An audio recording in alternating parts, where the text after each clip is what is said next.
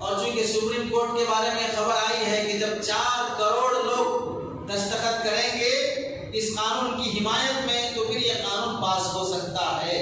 अब ये 4 करोड़ लोगों को जमा करना है तो उसके लिए ये दस्तखती मुहिम दुश्मन चला रहा है। घरों पे आएंगे और उससे आगे पैसे के बलबूते पे खरीदने की प्लानिंग, 3.5 से 4 हजार आपको माहाना पेंशन मिलेगी।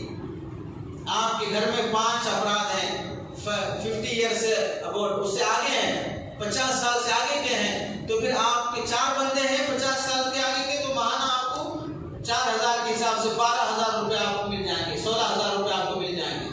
आप इस पे दस्तखत कर दीजिए और हम वादा करते हैं कि हमारी पार्टी आपको हमेशा ये 4,000 माहाना आपके अकाउंट में देती रहेगी। इस फॉर्म पे आप दस्तखत कर दीजिए।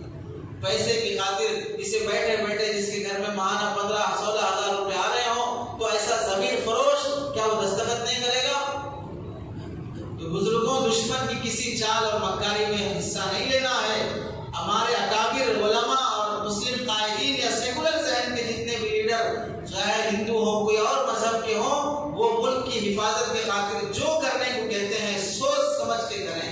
और बहुत से मुसलमान ये बर्थ सर्टिफिकेट बनाने की फिक्र में जो ब्रोकरों के पीछे पड़ रहे हैं, ये जो भी ब्रोकरों से बराह रास्त मी सेवा गए बगैर दरमियान में अगर किसी ऐसे बंदे को रख रहे हैं और उनके वास्ते से आपको अगर सर्टिफिकेट बर्थ सर्टिफिकेट मिल भी रही है तो वो फेक सर्टिफिकेट हो।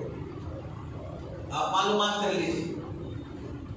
आप बराह रास्त मी सेवा से आपका राब्ता होना होगा। मी सेवा से आपके घर कोई बंदा आएगा, जैसे पासपोर्ट अप्लाई करने के बाद आपके घर कोई बंदा आता है, ऐसे ही बर्थ सर्टिफिकेट जो 1980 से पहले पैदा हुए हैं, 1980 से पहले तक जो पैदा हुए हैं उनका बर्थ सर्टिफिकेट बनना हो, बल्कि 1990 से पहले भी जो पैदा हुए हैं इनका बर्थ सर्टिफिकेट बनना हो, तो इनकी बर्थ सर्टिफिकेट की तहकीक के लिए बंदा आएगा, तस्दीक करेगा, तभी आपकी बर्थ सर्टिफिकेट बन सके, उससे पहले नहीं।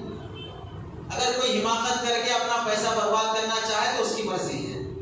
और बाकी एनसी एनआरसी आएगा तो क्या क्या डॉक्यूमेंट्स दिखाना है, किस पागल ने कहा है आपको ये डॉक्यूमेंट्स दिखाना है? अब तक कोई उसके बारे में कोई डिटेल्स आई ही नहीं है, उससे पहले ही अपने डॉक्यूमेंट तैयार करने की फिक्र में लगे हैं। बस हमारे उलमा ये फरमाते हैं कि अपने अपने जितने भी मौजूदा दस्तावेजात और डॉक्यूमेंट्स हैं उसमें स्पेलिंग सही कर लो, बस आगे पीछे ना रहे। कॉमन जो चीजें होना चाहिए वो तो आपके पास सही रहे, बस ये कहना चाहिए, ये कहना है। बाकी आप उस कानून के आने से पहले हैबत में आकर परेशान होकर ऐसा कर रहे हैं। 25 करोड़ मुसलमान कहाँ जाएंगे?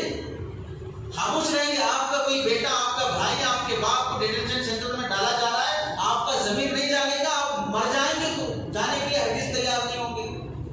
आप डर रहे